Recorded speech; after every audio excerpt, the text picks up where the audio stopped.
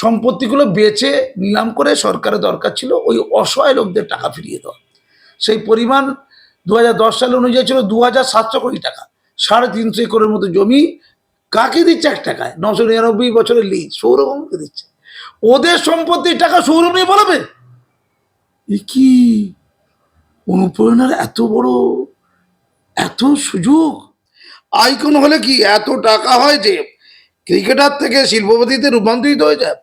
সচিন টেন্ডুলকার, আমাদের গাভাস্কার, তারাও কেউ শিল্পপতি হতে পারলো না। ভারতবর্ষের ইতিহাসে শুধু একজন ক্রিকেটার শিল্পপতি হতে পেরেছেন। কোথা থেকে এত টাকা পেয়েছেন? সিপিএম ক্ষমতায় ঢলে পড়লো। সুভাষের থেকে জমি নিয়ে নিল, অশোকের থেকে জমি নিল, মানে মন্ত্রী অশোক, মন্ত্রী সুভাষ বলছে, জমিগুলো সর্বনাশ করে দিল, মামলা হয়ে গেল। তারপরে ঢলে পড় অমিত শাহ, তার ছেলে জয় শাহ, বিসিসিআই হতে হবে, আইসিসি, ওই ভারতীয় ক্রিকেট কন্ট্রোল বোর্ডে প্রেসিডেন্ট হতে হবে। ঢলে পড়লো একদম বিজেপিতে যোগদান করে ফেলবে। যেই বলে যোগদান করে ফেলো সঙ্গে সঙ্গে হাড়ের পড়লো হয়ে গেল। টেনশন আর কি হতেই পারে। তারপরে দেখলাম মাননীয়া, রাস্তা একটাই, ক্ষমতায় মাননীয়া, ঠিক মাননীয় ঢলে পড়লে আবার জায়গা একদম স্পেনে, ওখান থেকে শিল্প ঘোষণা, জিন্দালের প্রপার্টি, এখন 1 টাকা এত সম্পত্তি। আর শেষ হচ্ছে ভালো খেলাধুলা বা অন্য কোনো পেশা বা বিনোদনে মনোমোহিনী পারফর্ম করেছেন, অথচ বাস্তব জীবনে একেবারে আদর্শহীন, ভণ্ড, ধান্দাবাজ। ওনাকে দড়ি দিয়ে বেঁধে একটু করে ওই চিড়িয়াখানা দিয়ে দিল না, খুব ভালো যেত আর কি। চিড়িয়াখানা খাদ্য হতে পারে, কিন্তু না মাংস টাংস শরীরে তেমন নেই, খাবেও না, মানে জমেরও অরুচি মনে হবে আর কি। আমার ঘেন্না লাগছে আর কি, এইসব লোকদের কথা বলতে হয়, আমার মুখ অপবিত্র হয়ে যাচ্ছে। আচ্ছা, হুমায়ুন কবির কিন্তু রেকর্ড করেছেন, ওনাকে কিন্তু গিনিস বুক অফ ওয়ার্ল্ড রেকর্ডে ওনার নাম থাকার কথা, আপনারা কিন্তু ওইটা দেখছেন না। প্রশ্নটার দিকে এখন গোটা বাংলা তাকিয়ে রয়েছে। সৌরভ গঙ্গোপাধ্যায়, ক্রিকেটার, প্রাক্তন ক্রিকেটার, ভারতীয় জাতীয় দলের অধিনায়ক ছিলেন তিনি, এবং দেখা যাচ্ছে কিভাবে প্রশ্ন হচ্ছে কিভাবে সৌরভ গঙ্গোপাধ্যায়কে কারখানা তৈরি করতে 1 টাকায় 999 বছরের জন্য জমি লিজ দেওয়া হয়েছে। কি বলবেন? দেখুন, আমি কয়েকটা কোশ্চেন আজকে আমার ফেসবুকে, সোশ্যাল মিডিয়ায় লিখেছি, মানে এটা শুধু সৌরভকে নিয়ে নয়, মৌলিক বিষয় নিয়ে। আমি সৌরভকে নিয়ে যা বলেছি এরপর আগেও যা বলেছি, গোটা রাজ্যে আহরণ হয়েছে। সৌরভ সম্পর্কে নবমূল্যায়ন আজ থেকে 2.5 বছর আগে, 3 বছর আগে আমি করেছি প্রথম, মনে হয় রাজ্যে কেউ করেনি আমার আগে। তারপরে আমার যে দৃষ্টিভঙ্গি তাতে সহমত যে রাজ্যের বিরাট অংশের মানুষ, সেটা পুনরায় আলোচনা করেছিলাম হাইল্যান্ড গ্রিন বলে একটা প্রজেক্টকে নিয়ে, কলকাতার বাটারডোঙ্গরে হাইল্যান্ড গ্রিন, যেটা ব্র্যান্ড অ্যাম্বাসাডার তিনি ছিলেন। সেই প্রজেক্টটা প্রায় 7,000-এর মতো ফ্ল্যাট, 7,000 ফ্ল্যাট সেই প্রজেক্টটাতে। সৌরভ গাঙ্গুলিকে দেখি লোক কিনেছিলেন, তিনি ওখানে ক্রিকেট কোচিং একাডেমি করে বলেছিলেন, বিগ বাজার হওয়ার কথা কমিটমেন্ট করেছেন। তিনি বলেছিলেন আমি সাক্ষী, আমি গ্যারান্টি। তিনি বলেছিলেন বিশ্বস্ত প্রতিষ্ঠান, তিনি বলেছিলেন বিশ্বস্ত প্রমোটার দেউলিয়া হয়ে গেছে, পালিয়ে গেছে, লোক ফ্ল্যাট পায়নি, অর্ধেক দামে যারা ফ্ল্যাট পেয়েছে বিক্রি করতে হচ্ছে, অ্যামিনিটিস নেই। বিগ বাজার হওয়ার কথা, বিগ বাজার হয়নি। ফিল্ম সিটি হওয়ার কথা, দেব উদ্বোধন করেছিলেন, মুখ্যমন্ত্রী মমতা ব্যানার্জি 2013 সালে উদ্বোধন করেছিলেন, সেই ফিল্ম সিটি হয়নি, বিগ বাজার হয়নি, অ্যাপেলো হসপিটাল হয়নি, কলেজ হয়নি, বিশ্ববিদ্যালয় হয়নি, স্কুল হয়নি, গল্ফ ক্লাব হয়নি, কিচ্ছুটি হয়নি। আর সৌরভ গাঙ্গুলি বলেছিলেন আমি বলছি আমি ওখানে ক্রিকেট কোচিং একাডেমি করব, সেটাও হয়নি। ফাঁকা মাঠ পড়ে আছে, সেখানে 7টা জুয়া গাঁজা খাওয়া হচ্ছে। আমরা মহেশতলা থানায় মাস পিটিশন করেছি, কার বিরুদ্ধে? প্রমোটারের বিরুদ্ধে, আর সৌরভ গাঙ্গুলির বিরুদ্ধে। তিনি আইকনিক ফিগার, তার কথা বিশ্বাস করেছিল লোকে, তিনি বারবার অ্যাড দিয়েছেন, কিন্তু কথা রাখেননি। এটা একটা প্রতারণা, মানুষের আবেগ অনুভূতিকে নিয়ে প্রতারণা। আমায় কেউ যখন ভক্তি করে, আমার ভক্তকে আমি প্রতারিত করতে পারি? আমি এটা নিয়ে কয়েকটা কোশ্চেন করেছি আজকে সকালবেলা সোশ্যাল মিডিয়ায়, কিছু মৌলিক প্রশ্ন বড় জানতে ইচ্ছে করে যে, কারণ অনেক আইকন এরকম অ্যাড দেয়, মদ তাড়ি গাঁজারও কেউ হয়তো অ্যাড দেয়, সিগারেট অ্যাড দেয়। তো আমরা জানি মদ তাড়ি সিগারেট ক্ষতিকর, কিন্তু একটা ফ্ল্যাটের প্রমোটার সে ভালো মন্দও জন্ম থেকে সাধারণ লোক জানে না। কিন্তু যখন আইকন বলে যে না খুব ভালো প্রমোটার, লোক তাকে বিশ্বাস করে কিনে ফেলে, একটা সইয়ের মাধ্যমে কেনা হয়ে যায়, এটা তো দীর্ঘমেয়াদী কোনো ব্যাপার না। তাহলে সর্বশান্ত হয়ে যায়, ক্ষতিগ্রস্ত হয়ে যায়, সে দায় কে নেবে?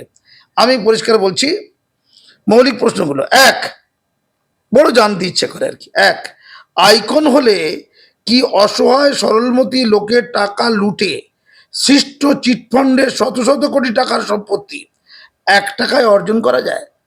প্রয়াগের যে সম্পত্তি ফিল্ম সিটি, সেটা জনগণের সংগৃহীত টাকা, যেটা লুটে গেছে, টাকাটা তারা পায়নি, ফেরত পায়নি।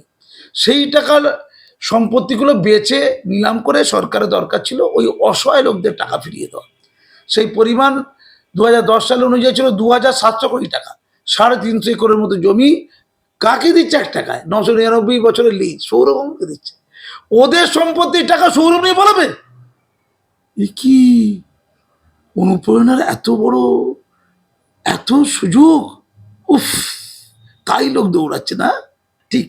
2 নম্বর কোশ্চেন, আইকন হলে কি এত টাকা হয় যে ক্রিকেটার থেকে শিল্পপতিতে রূপান্তরিত হয়ে যায়?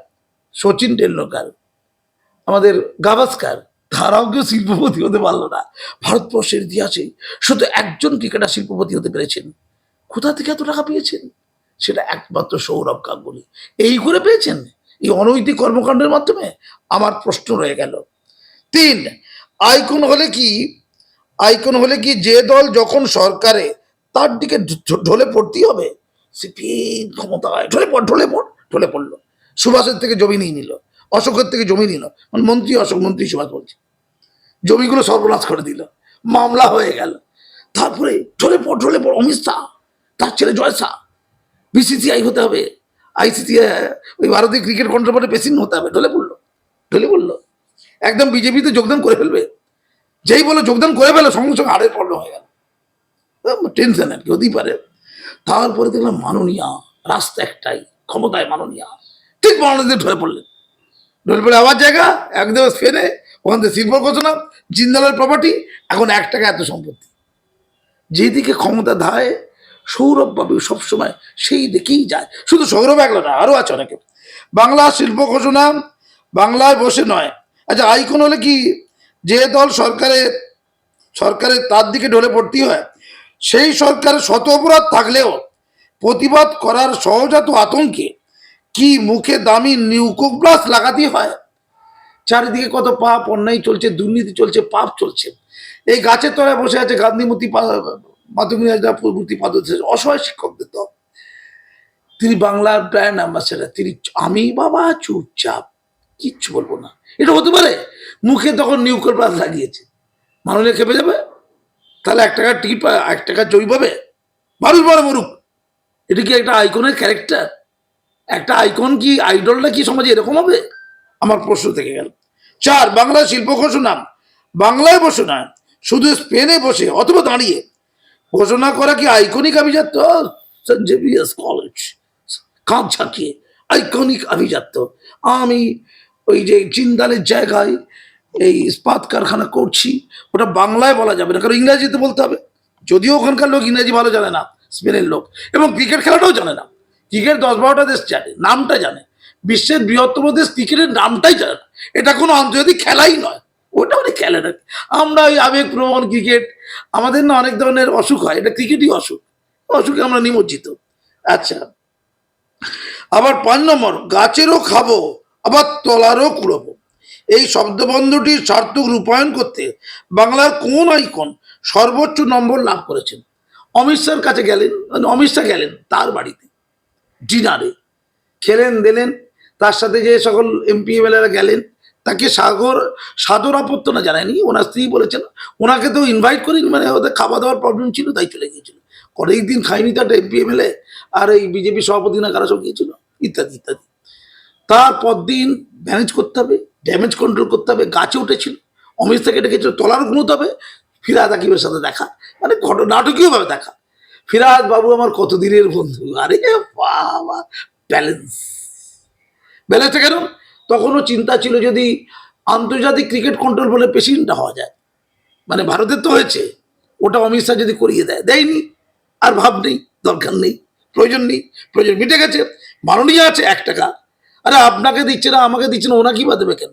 মানে অনেক বিখ্যাত লোক আছে, বিটু চক্রবর্তী দিতে পারতো, দেয়নি কেন? বিটু চক্রবর্তীকেও তো দিতে পারো না, ওইটা অন্যদিকে চলে গেছে। আগেবার রাজ্যসভায় পাঠিয়েছিল, কিন্তু অন্যদিকে এখন। আগে যখন বাবা আমলে সৌরভ গাঙ্গুলি মামাদের সাথে বন্ধুত্ব ছিল, তখন কটাক্ষ করতে ছাড়েনি কিন্তু, তখন সৌরভ কি খারাপ, এখন কি ভালো, যা গেল। তাহলে গাছেরও খাবো তলারও কুড়বো, এটা হচ্ছে আইডিয়াল একটা এক্সাম্পল। কোন সরকার কোন সরকার, এটা 6 নম্বর কোশ্চেন, কোন সরকার বাংলার কাকে ব্র্যান্ড অ্যাম্বাসেডর করে প্রয়াগ চিটফান্ডের টাকায় সাড়ে সর্বনাশ করেছিলেন? বাংলা তখন brand অ্যাম্বাসেডারকে Shahrukh Khan brand ambassador, তিনি প্রয়াগের অ্যাড দিয়েছিলেন। বাংলার অ্যাম্বাসেডার, খেয়াল করে দেখুন, প্রয়াগের অ্যাড তিনি দিয়েছিলেন, তিনি বলেছিলেন প্রয়াগে টাকা রাখুন, শাহরুখ খান বলেছিলেন। ওই শাহরুখ খান যিনি ওই রেজাউরুর রহমান যাকে হত্যা করা হয়েছিল বা মেরে দেওয়া হয়েছিল বলে অভিযোগ, যার বিরুদ্ধে সেই টরির লাক্স কোজির অ্যাড দিচ্ছেন। আমরা মাননীয়াকে দেখেছি, অনেকে দেখেছি যে ওই ইস্যুতে তার ভাইকে এমএলএ করে ক্ষমতায় এলো ওই রেজাউরুর রহমানের হত্যাকাণ্ডের প্রতিবাদ করে নাকি। যারা তাকে হত্যা করেছে বলে বা ক্ষতিগ্রস্ত করেছে বলে অভিযোগ, আমি জানি না সত্য কিনা, তাদের যে কোম্পানি লাক্স কোজি নীতিবোধ দেখুন, তার অ্যাড দিচ্ছেন কি বাংলার ব্র্যান্ড অ্যাম্বাসাডার। তিনি প্রয়াগের অ্যাড দিয়েছিলেন, প্রয়াগ গেল শেষ। এবার যে টাকা পয়সা আবার প্রতারিতদের টাকায় গড়ে ওঠা জমি সেই চিটফান্ডের দ্বারা চরম ক্ষতিগ্রস্তদের না দিয়ে নতুন অনুপ্রাণিত বাংলার নতুন কোন শিল্পপতি অ্যাম্বাসাডারকে পুরোপুরি ক্ষয়রাতি করে পুণ্য অর্জন করতে সফল হয়েছে কে? কোশ্চেন, মানে ক্ষয়রাতি করলো, পুণ্য অর্জন করছে, পুণ্য অর্জন, মানে দুই জায়গায় কিন্তু ব্র্যান্ড অ্যাম্বাসাডার, খেয়াল করে দেখুন। মানে ব্র্যান্ড অ্যাম্বাসেডার লোককে পকিয়ে পাকিয়ে বুঝিয়ে বাজিয়ে প্রয়াগকে টাকা দেওয়ালো, আবার প্রয়াগ যখন কেটে পড়লো তার সম্পত্তিটা দেওয়া হচ্ছে কাকে? বিনা পয়সায় আর একটা ব্র্যান্ড অ্যাম্বাসেডার। কি বাংলা না, ব্র্যান্ড অ্যাম্বাসেডার। আর এরকম আরো কোশ্চেন আছে, আপনি হাত তুলছেন ছোট করে। আর একটা স্লোগান আছে, কেন বাটানগরের হাইল্যান্ড গ্রিন দিচ্ছে ডাক, ক্রিকেটার থেকে শিল্পপতি হওয়া বাংলার জনৈক আইকন নিপাত যাক। এই প্রশ্নের উত্তর আপনারা দিন। আমার প্রশ্ন, যারা আইকন হন, যারা আইকন হন, যারা আইকন হন তারা দেখুন, তারা যারা আইকন হন তারা নীতিবোধ থাকবে না? যদি কোনো আইকন ভণ্ড হয়, বিভ্রান্ত করে, ধান্দাবাজ হয়, তাকে কি আমরা শ্রদ্ধা করব? তাকে কি আমরা সম্মানিত করব? ধরুন খেলাধুলা বিনোদন জগতে অনেক আইকন আছে, তারা মানুষকে মনোমোহিনী কিছু কাজ করেছেন, মানুষের কাছে গ্রহণযোগ্য। সেই মানুষ ধরুন অন্যান্য মানুষকে প্রতারিত করছে, প্রতারক বিভিন্ন সংগঠনের অ্যাড দিচ্ছে, মানুষকে বিভ্রান্ত করছে। আজকে যে অসহায় মানুষ হাইল্যান্ড গ্রিনে যারা ফ্ল্যাট পায়নি 8, 10, 15, 20 লাখ টাকা, 30 লাখ টাকা দিয়ে, 25 লাখ টাকা দিয়ে, 22 লাখ টাকা দিয়ে, 18 লাখ টাকা দিয়ে, তারা ক্ষতিগ্রস্ত। সৌরভ গাঙ্গুলি যদি ওখানে অ্যাড না দিতেন হয়তো তারা কিনতেন, তারা বলছে জীবনে কিনতাম না। আমাদের ছেলেকে সৌরভের ক্রিকেট কোচিং ক্লাবে প্র্যাকটিস করাবো, তাই ওখানে কিনেছিলাম, তিনি বলেছেন। তাহলে যারা যে সকল আইকন না এইভাবে প্রতারিত করে, এটা আমার প্রশ্ন আকারেই বলি, যে আইকন হওয়া আবেগকে পুঁজি করে বিবেকের মাথায় লাঠি মেরে মিথ্যাচারে কাজ করে নিজের অর্থাগমের লোভে যিনি বা যারা তার সরলমতি ভক্তদের কষ্টের টাকাকে বা অন্য কিছুকে সর্বশান্ত করেন, কোনো অনৈতিক অন্যায়কে নির্বিচারে প্রচার ও প্রমোট করার মাধ্যমে তিনি বা তাদের বিরুদ্ধে ভারতীয় দণ্ডবিধিতে কি কোনো শাস্তি থাকা উচিত নয়? যদি এমন কোনো ধারা না থাকে তাহলে কি ভারতীয় দণ্ডবিধিতে তার সংযুক্তি ঘটাতে জনপ্রতিনিধিদের দায়িত্ব থেকে যায় না? কোশ্চেন আমার। এক্ষেত্রে অনৈতিক কার্যে যুক্ত থাকার অপরাধে ওই আইকনকে জনমানসে উলঙ্গ করতে যে কোনো সাফল্যের জন্য তাকে প্রদেয় রাষ্ট্রের দেওয়া পদক, মেডেল ইত্যাদি কি কেড়ে নেওয়া উচিত নয়, যাতে তিনি বা তারা নিজের ইমেজকে ব্যবহার করে পুনরায় সাধারণ মানুষকে প্রতারণার ফাঁদে ফেলতে না পারে? বলুন, যে চাল বলা হচ্ছে নকল চাল, চীনের মেশিনে তৈরি নকল চাল, যেটা খেলে নাকি ক্যান্সার হয়। ধরুন আপনি একটা আইকন, আপনি অসাধারণ ভালো গান শুনেছি, আপনি বিরাট একটা আইকন, এবার আপনি অ্যাড দিচ্ছেন যে হলুদ চাল খান শরীর তাজা করেন, তাই তো? এবার শরীর তাজা হলো না, শরীর নিয়ে মজা হলো, ক্যান্সার হয়ে গেল আপনার। এই যে চালটাকে মূল্যায়িত না করে অ্যাড দিয়ে ক্ষতি করলেন, এর দায় কি আপনার উপরে একটু পড়বে না? আপনাকে গোটা বঙ্গবাসী শ্রদ্ধা করে, মাননীয়ার পরে পৌলমীর স্থান, প্রচুর লোক শ্রদ্ধা করে আপনাকে, আপনি আইকন বাংলার। তাহলে আপনি যখন লোককে বিভ্রান্ত করবেন আপনার ভক্তকে, এটা কি অপরাধ নয়? বাংলার কোন আইকন সকল শাসকের থেকে বিনামূল্যে বিপুল জমি পান, আর যে জমিতে হাত দিলেই সেই জমির সাড়ে সরবরাহ নিশ্চিত করে যান? তিনি অশোকবাবু জমিতে হাত দিয়েছেন, সাড়ে সরবরাহ হয়ে গেছে। তিনি সুভাষবাবু দেওয়ার জমিতে হাত দিয়েছেন, ওটাও 6.5 তিনি জিন্দালের যে জমি ফেলে রাখা জমি ওটা হাত দিয়েছিলেন, ওই আমাদের জিন্দালের জমিটাকে শালবনিতে, ওটাও আইন আদালতের খপে পড়ে সর্বনাশ। আবার উনি প্রয়াগের জমিতে মাননীয় হাত দেওয়াচ্ছেন, ওনার দোষতেই, ওটাও আবার কেসের মধ্যে চলে গেছে। তাহলে যেখানে উনি জমিতে হাত দেন সেটাই গন্ডগোল, সেটা কোন আইকন? উত্তর আপনারা দেখুন। আর শেষ হচ্ছে, ভালো খেলাধুলা বা অন্য কোনো পেশা বা বিনোদনে মনোমোহিনী পারফর্ম করেছেন, অথচ বাস্তব জীবনে একেবারে আদর্শহীন ভণ্ড ধান্দাবাজ, তাকে কিভাবে আমরা আইকন হিসাবে গ্রহণ করি? তাহলে আমাদের মতো আমজনতা বাস্তবে কতটা মানে কতটা নির্বোধ আমরা যারা আমজনতা। রাজ্যের কারামন্ত্রী অখিল গিরি অভিযানে যাওয়া বন দপ্তরের আধিকারিকদের শাসানি মন্ত্রীর, মানুষের সঙ্গে মিলেমিশে না চললে আপনার আয়ু বড়জোর 15 দিন, বন দপ্তরের আধিকারিকদের হুঁশিয়ারি মন্ত্রীর, কি বলবেন? ভয় লাগছে আমার, বিশাল ভয় লাগছে বাবা। আমাদের বাড়ির কাছে চলে আসবেন না উনি, প্রচুর প্রভাবশালী। এই বাবা, রাষ্ট্রপতি তো উদ্বেগে ছিলই, তার রংটা একটু কালো, তাই তার উদ্বেগের আগুন জ্বালো। আর রাষ্ট্রপতিকেও ছাড়ে না, বন দপ্তরের ওই আধিকারিকদের কি মূল্য আছে?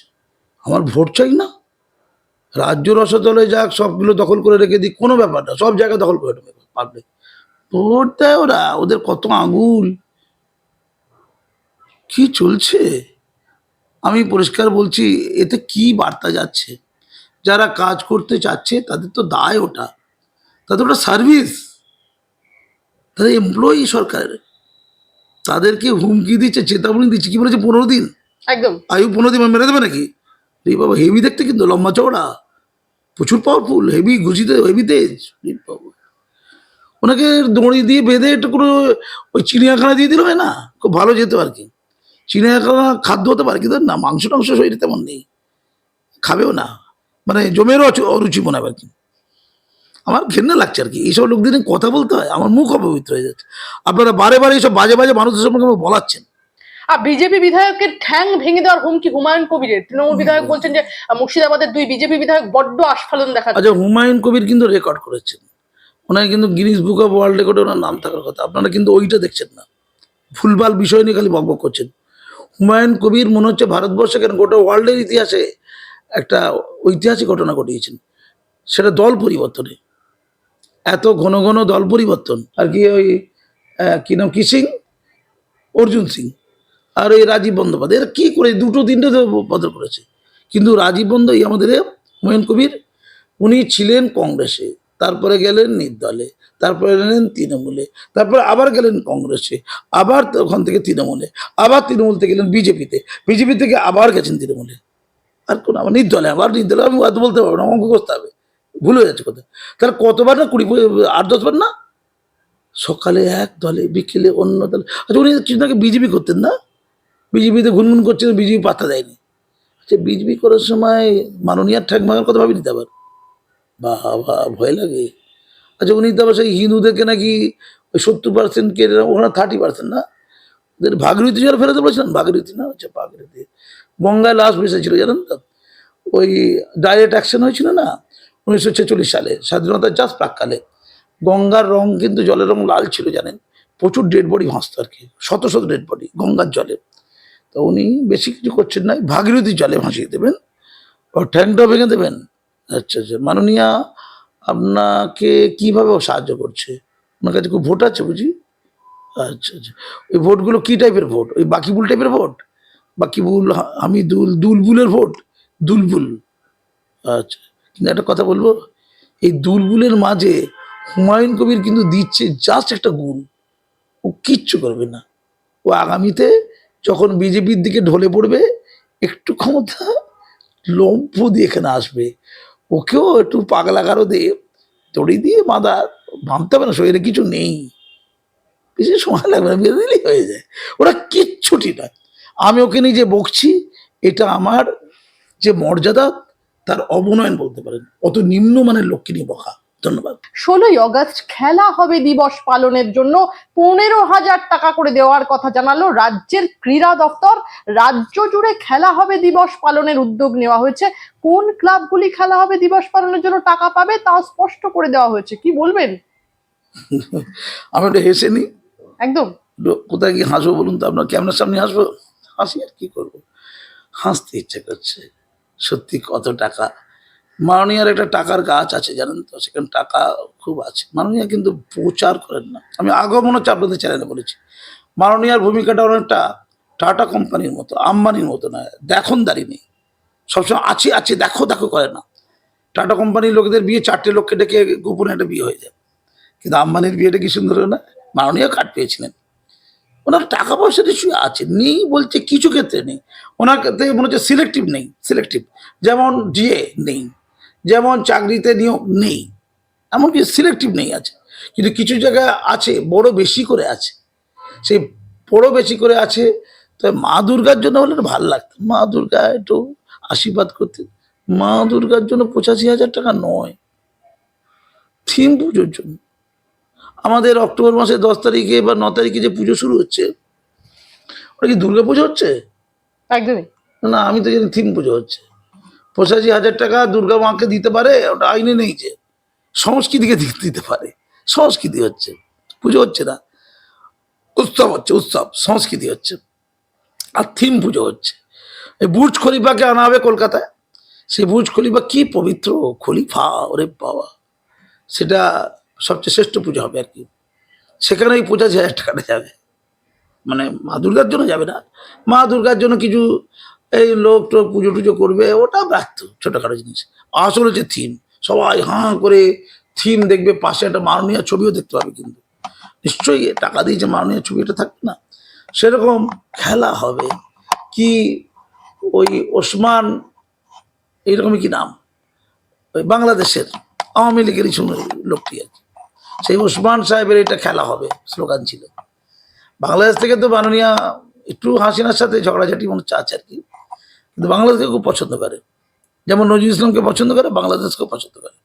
তিনি জয় বাংলাটা নিয়েছেন, মা মাটি মানুষটা নিয়েছেন, খেলা হবে এটা নিয়েছেন। মানে এই ভায়া, ভায়া ওই ছেলেটার নাম কি, বেটে ওই ছেলেটা কম বেশি ছেলেটার নাম কি, যে খেলা হবে গানটা গায়, দেবাংশু ভট্টাচার্য। দেবাংশু, ওই ভায়া দেবাংশু, ভায়া হয়, কখনো ভায়া দেবাংশু, কখনো ভায়া পৌলবী, এরকম টাইপের সবাই। তো যা খেলা হবে জন্য 15,000 টাকা করে দেবে, তো কি খেলা হবে, কাউকে মারবে না তো। আবার ধরুন খেলতে গেল হকি, হকি স্টিক দিয়ে লোককে মেরে দিল। ধরুন খেলতে গেল ক্রিকেট, ক্রিকেটের ব্যাট দিয়ে লোককে মেরে দিল। মানে অন্য লোক আর কি, যাদেরকে, যারা অনুপ্রেরণা পায়নি, মানে খেলা হবার সাথে সাথে এগুলো আবার তো নেই, তো খুব ভালো।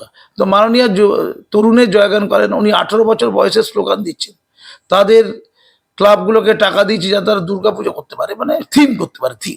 থিমের মধ্যে আনন্দ আছে, সেলিব্রেশন আছে, আবার খেলা। তার ভোট কে নেয়, সামনে বিধানসভা ইলেকশন, ভোট ভোটের খেলা, কি জ্বালা, টাকা পয়সা রয়েছে মেলা, চারিদিকে ছড়িয়ে দেওয়ার অবহেলা, কি জ্বালা। ধন্যবাদ।